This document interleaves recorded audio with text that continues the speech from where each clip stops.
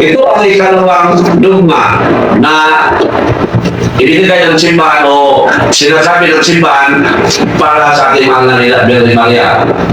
Na ayon sa mga protestante, ito ang kanilang pagtutol. Sabi ng mga protestante, no? Si Santa Maria ay hindi raw ina ng Diyos. Kasi ang tao raw ay likha lamang ng Diyos. Ito ang sinabi sa teksto sa Genesis 1:26 na ginamit nila. Pagkatapos sinabi ng Diyos, ngayon likhain natin ang tao ayon sa ating larawan, ayon sa ating walis. Sila ang mamamahala sa mga isda, sa mga ibon, sa ipapawid at sa lahat ng hayop, maging maamo o maila, malaki o maliit. So ito ang ginagamit nila upang bigyan nilang patutuo ang sinasabi nila na si Santa Maria ay hindi ina ng Diyos. So, paano yan natin sasagutin? Ito mga kapatid. Si Birhen Maria ay ina ng Diyos dahil si Jesucristo ay Diyos na nagkatawang tao. So, yan ang dahilan bakit si Birhen Maria ay naging ina ng Diyos nang isinilang niya ang Panginoong Hesus. So, ang pagiging ina ni Santa Maria ay sentro sa ating Panginoong Hesus na Diyos at tao.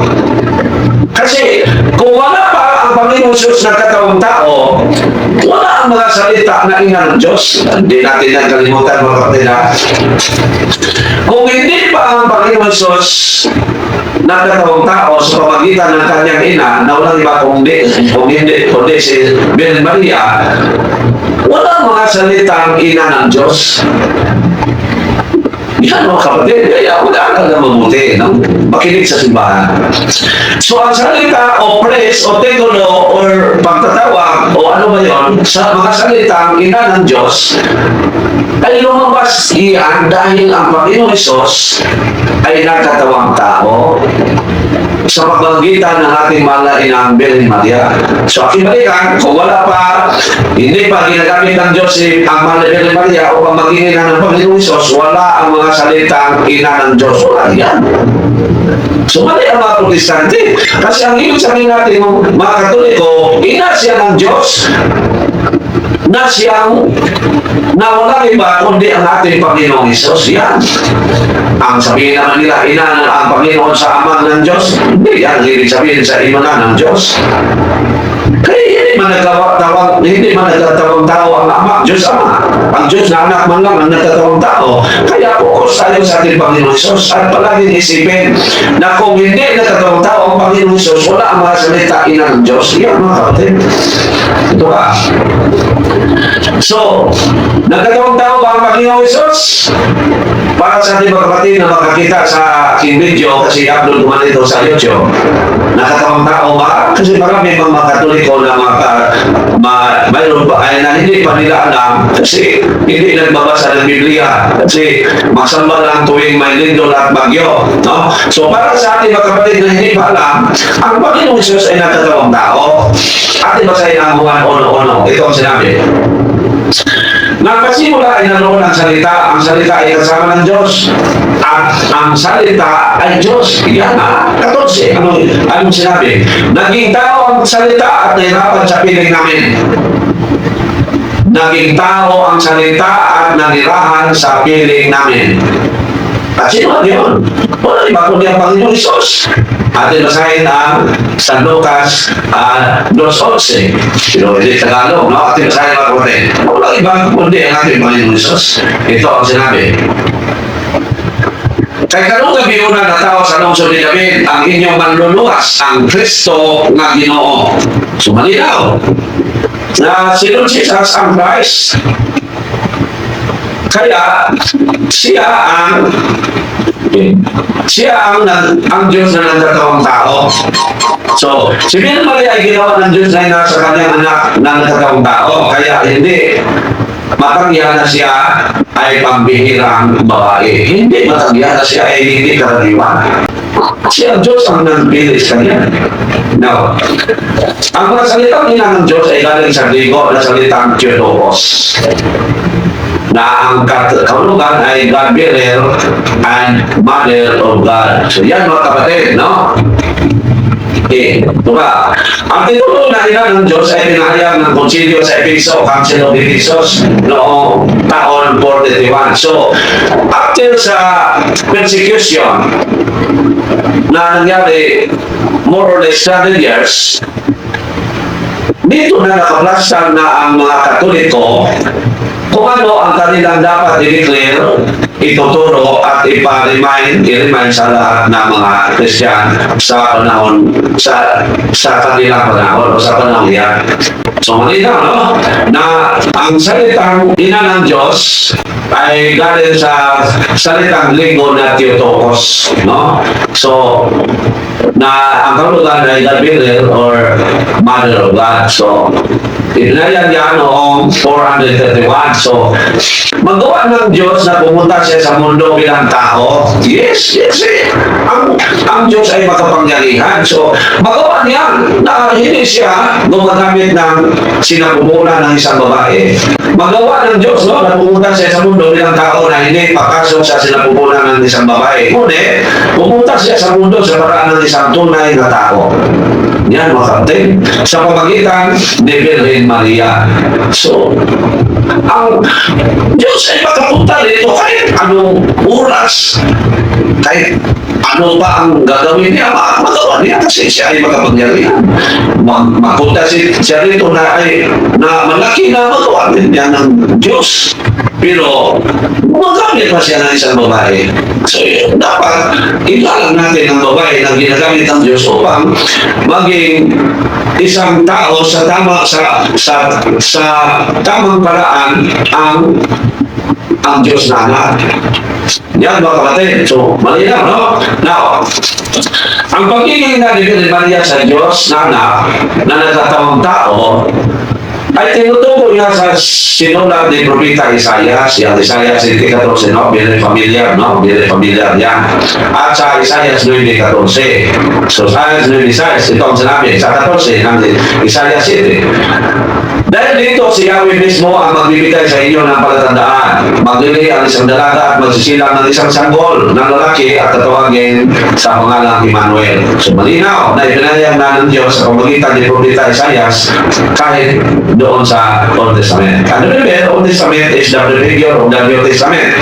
New Testament is the fulfillment of the Old Testament. Now, Isaias 9:16, ito ang sinabi, sapagkat isinilang ang isang sanggol ng lalaki para sa atin, ibibigay sa kanya ang pamamahala at siya ay tatawagin kahangang tagapagpayo, makapangyarihan Diyos, walang hanggang mga prinsipe ng kapayapaan. Malinaw. At ang katuparan nito ay magbasa natin sa Bagong Tipan, no? Sa sinulat ni San Lucas sa 1:28 hanggang 35 at sa San Mateo 1:23, no? So, binasa natin kanina. So, malinaw, no? Na ang sinasabi ni Propeta Isaias, ang sa 14 lang ang ating mabasahin, no? Kasi mahaba yung sa San Lucas 1:28 at 35 at ang sa Mateo 1:23. Ang sinabi doon, tawagin siyang Emmanuel or tawagin sa pangalan Emmanuel. Mababasa natin yan sa Mateo 1:23. Ito ang sinabi, maglilihi ang isang bilhin at magsisilang ng isang sanggol. Imagine, maglilihi ang isang bilhin at magsisilang ng isang sanggol ng lalaki at tatawagin itong Emmanuel. Na kalugan ito ay kasama natin ang Diyos. So ito ang katuparan sa sinasabi ni Propeta Isaias sa chapter 7 verse 14. Now, dito, si Virgen Maria, ina ng Diyos, at ito ay malinaw na ipinahayag ng banal na Espiritu. Malinaw mga kapatid. Ating basahin sa pamagitan ni Santa Elizabeth. Ano remember na ang banal na Espiritu ay ipinadala ng Panginoong Diyos upang magbigay o magpatanda, ano ba? Ano kayong magpainomdom, no? Magpainomdom sa gitulo sa itong Ginoong Diyos. Sa Juan 14:26. Ito ang sinabi. Okay. Ang malalaman ng Espiritu nga ipadala sa amahan sa kungalan, magtudlo o magpainomdom ka ninyo sa tanan na kung gisulti ka ninyo. Magtudlo o magpainomdom. At ito ang pinaalaala ng malaman na Espiritu. At ito sa inyo kapatid ang San Lucas 1:43. At sa 41, ating basahin. Nang marinig ni Elizabeth ang pagbati ni Maria, biglang gumalaw ang sanggol sa kanyang sinapupunan at siya ay napuspos napuspos ng Espiritu Santo. So napuno siya sa Espiritu Santo. Sa 43, sino ako upang dalawin ng ina ng aking Panginoon? Ito ang pinipinayag ng Diyos pamagitan ng Holy Spirit. Ang ipinayag ng Diyos Ama sa pamagitan ng Holy Spirit ang pagiging ina ni Santa Maria ng Panginoon. At alam naman natin mga kapatid na ang Panginoon ay walang iba kundi ang Diyos. Kaya si Santa Maria ay tinatawag na ina ng Diyos. So palagi natin isipin na ang mga salitang ina ng Diyos ay nag-focus ng ating Panginoon Isus na siyang tunay na Diyos at tunay na tao. Na ibig sabihin din na ang salitang ina ng Diyos, ang mga salitang ina ng Diyos ay hindi pa na lagay sa kaisipan ng tao nang ang Panginoon Isus ay hindi pa natatawang tao. Yan mga kapatid. Now, okay. So, malinaw, no? Na ang Panginoon Isus ay ang Virgin Maria ay ina ng Diyos. Okay. So, now, dahil sa pinayag ng Banal na Espiritu kang Santa Elizabeth na ating binabasa sa San Lucas 1:43, ang simbahan o ang Christian religion ay kumilala ni Santa Maria bilang ina ng Diyos na walang iba kundi ang ating Panginoong Isus. Yan mga kapatid. Now, ang katubusan ng kasalanan ng sangkatauhan. Ito na rin, no? Ang katubusan, nandiyan pa tayo sa ikalawang dugma, no? So, ang katubusan ng kasalanan ng sangkatauhan, ito ay lilinawin din natin. So, ang tanong naman, ano ang papel ni Virgin Maria sa katubusan ng mga kasalanan ng sangkatauhan? So, ang role niya, ito ay para pa rin sa ating pagiging ina ng Diyos. So, dyan, makikita natin ang kanyang role sa katubusan ng kasalanan ng lahat ng tao. So, ang sagot mga kapatid, ang papel ni Santa Maria sa katubusan ng kasalanan ng sangkatauhan ay ang kanyang pagiging ina sa tagapagligtas. Yan ang role ni Santa Maria. Yan ang kanyang papel. Ang kanyang pagiging ina sa tagapagligtas. Now, sa sinulat para sa taga-Galacia ay sinasabi ni San Pablo na isinugo ng Diyos ang kanyang anak na isinilang ng isang babae. Atin basahin mga kapatid, ang Galacia 4:4, ito ang sinabi. Ngunit nang lumapit ang tamang panahon, isinugo ng Diyos ang kanyang ina, ang kanyang anak na isinilang ng isang babae at namuhay sa ilalim ng kautusan. Isinilang ng isang babae. So, Santa Maria ay naging ina ng Panginoong Isus. So, dyan ang role, no? Pero patuloy tayo. So, ibig sabihin, galing kay Santa Maria ang katawan at dugo ng Panginoong Isus. Pero mga kapatid, lalo na yung mga protestante, na ang Panginoong Isus ay pinako sa cross at ang tanong saan galing ang kanyang laman at dugo. So, nilinaw dito sa Galacia 4:4, no? Na isinilang ng isang babae ang anak ng Diyos. At atin basahin din ang Hebrews 4:14. So, ibig sabihin dahil kay Santa Maria ang katawan at dugo ng Panginoong Isus. Malinaw yan. Atin basahin ang Hebrews 14. Dahil sa mga anak na tinutukoy niya ay tao, naging tao rin si Isus at tulad nila ay may laman at may dugo. So, binabasa natin ito mga kapatid upang saysay natin ng step by step ang role ni Santa Maria sa kaligtasan ng sangkatauhan. So itong mga salita ng Diyos natin binabasa sa Biblia ay malinaw na nagpapahayag na ang mga Virgin Maria ay ina ng Panginoong Isus. Malinaw. Walang duda. Ang mga nakasulat sa banal na kasulatan. Kaya, ang katawan ng Panginoong Isus na pinako sa cross na inialay para sa ating kaligtasan ay mula sa katawan at dugo ni Santa Maria. Walang duda mga kapatid. At basahin natin ang 1 Pedro 2:24. Ito ang sinabi. Sa kanyang pagkamatay sa cross, pinasa niya ang ating mga kasalanan upang tayo'y mamatay ng kasalanan at mamuhay ng ayon sa kalooban ng Diyos. Sa pamagitan ng kanyang mga sugat, kayo'y pinagaling. Malinaw. Sa kanyang pagkamatay sa cross, pinasa niya ang ating mga kasalanan. Sa kanyang pagkamatay sa cross. Ibig sabihin, napako sa krus. At kung walang laman at dugo, paano mapako? So yan, makikita na natin ang malaking role ni Santa Maria sa katubusan ng kasalanan. Dahil galing sa Kanya ang katawan ng ating Panginoong Hesus. Yan mga kapatid, malaki ang role ni Santa Maria sa kaligtasan ng tao kasi wala may bako sa cross kung hindi gumagamit sa Kanya upang ang anak ng Diyos ay maging mayroong laman at dugo. Yan. Yan. Ibaliwala lang natin yan. Sino tayo? Kuyo. So, dahil ito malinaw na Maria ay mayroong papel sa kaligtasan ng tao. Mayroon siya papel. Kasi ginagamit siya ng Diyos. Now, ito namang sinasabi tagapamagitan. Kasi ang mga protestante ay hindi sila nakaintindi anong ibig sabihin ng simbahan sa kanyang pagsasabi na ang Virgin Maria ay tagapamagitan. Na sinasabi nila na isa lang tagapamagitan.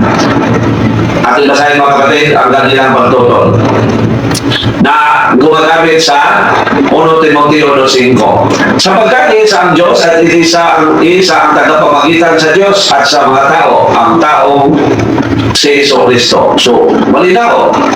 Pero hindi sila nakaintindi sa sinasabi ng simbahan na bakit sinasabi ang Santa Maria ay tagapamagitan or mediatrix.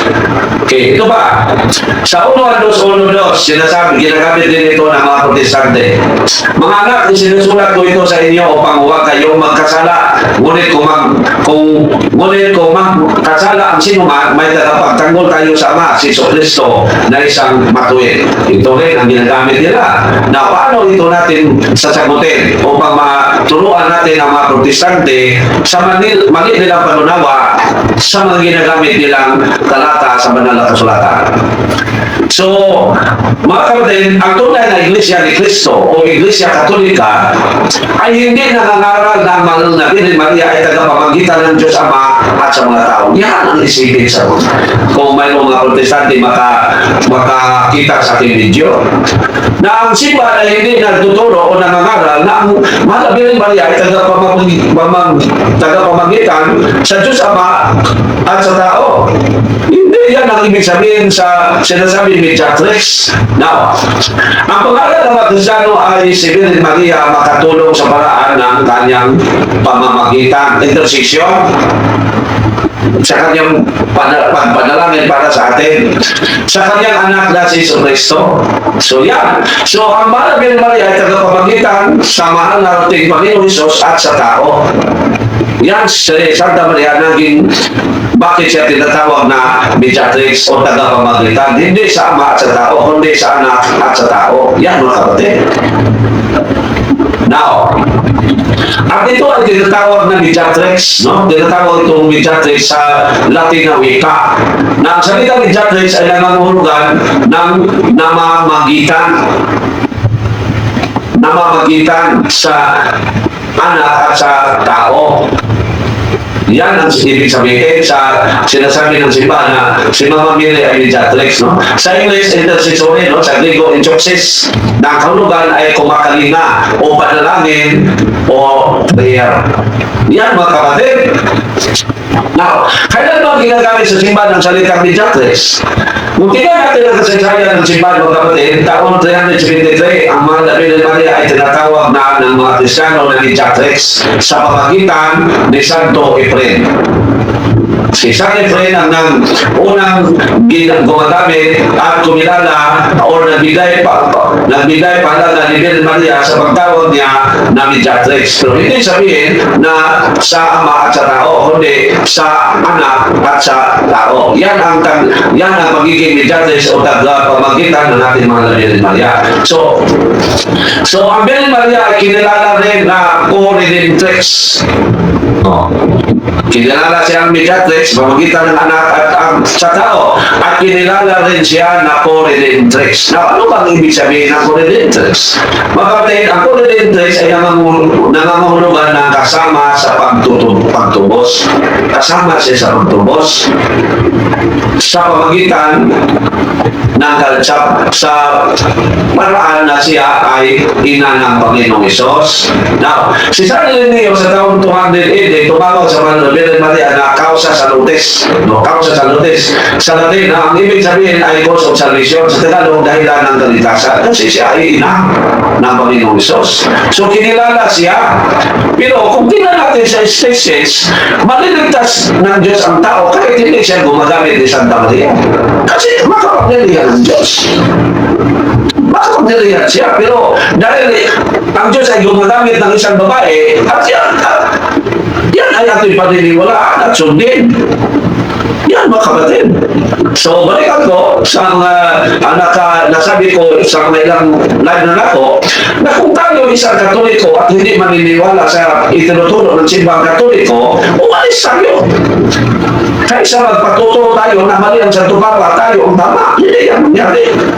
Umalis tayo. At remember, kayo mga nagtuturo ng mali, remember na kung wala ang simbang Katoliko, hindi kayo maging Kristyano. Isipin niyo yan, yung mga modernist, yung kayong mga protestante. Kung wala ang simbang Katoliko, hindi tayo maging Kristyano. Wala kayong alam sa banal kasulatan. Wala kayong alam patungkol sa Panginoong Isos na isinilang doon sa Israel at sa Jerusalem, particular. Wala kayong alam. So, ikalam ninyo ang kanyang ang simba na itinayo ng ating Panginoong Isos. Ikalam ninyo. Ano ba kayo? Now, so ang confident is composed of the words, no? Contraction of the words, no? Ang prefix ko, ano ba sa Bisaya ng prefix, no? Sa grammar, no? So, ang ko, yung salita na iganda upang mas maintindihan. So, ang prefix ko dyan sa titulo ko redemptrix, kauban, ay hindi na nangahulugan na parehas equal. So, ang ko ay hindi na nangahulugan na equal. Kundi dahil si Kristo lang, kasi dahil si Kristo lamang ang tagapamagitan sa Diyos Ama at sa tao. So ang ko ay hindi nagkakahulugan na parehas, kundi kasama with, no? So sapagkat ang Diyos ay at isa lang ang tagapamagitan sa Diyos at sa tao, ang ating Panginoon Isos. Yung mababasa natin sa 1 Timoteo 5, itong sinabi. Sapagkat isa ang Diyos at isa ang tagapamagitan sa Diyos at sa mga tao, ang tao si Kristo Isos. So, isa lang ang tagapamagitan, no? Ang Panginoon Isos. Now, ang premise ko ay galing sa Latin na salitang com, na ang ibig sabihin ay with meaning kasama. Not equal, hindi parehas. Yan ang ibig sabihin ng ko. So, ang coordinates does not mean na ang si Santa Maria at si Jesus Christ ay equal sa kanilang pagiging tagapamagitan. No? Hindi yan ang ibig sabihin ng simbahan sa pagiging mediatrix na natin mahal na Virgen Maria o sa kanyang pagiging coordinatrix. Yan mga kapatid. So, malinaw, no? So, dito, ating nagawin, no? So, at malinaw din na magsasabi na ang Virgen Maria ay makakatulong sa mga Kristyano. Malinaw itong ibinayang sa kasal sa Tana.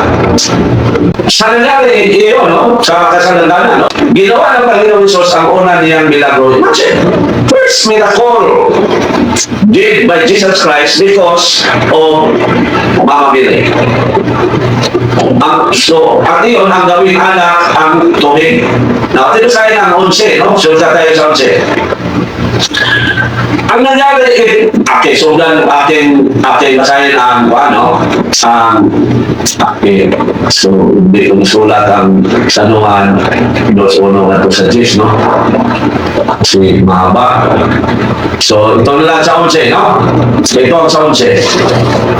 Ang nangyari ito sa Cana, sa Galilea, ang unang himala, ginawa ni Jesus. Sa pamagitan nito, inihayag niya ang kanyang kaluwalhatian at naniwala sa kanyang mga alagad, sa mga alagad niya. So, unang miracle ang ginawa ng Panginoong Jesus dahil sa paghingi ng tulong sa kanyang ina. Basahin natin mga kapatid dito sa Bisaya, ang 1:1 up to 10.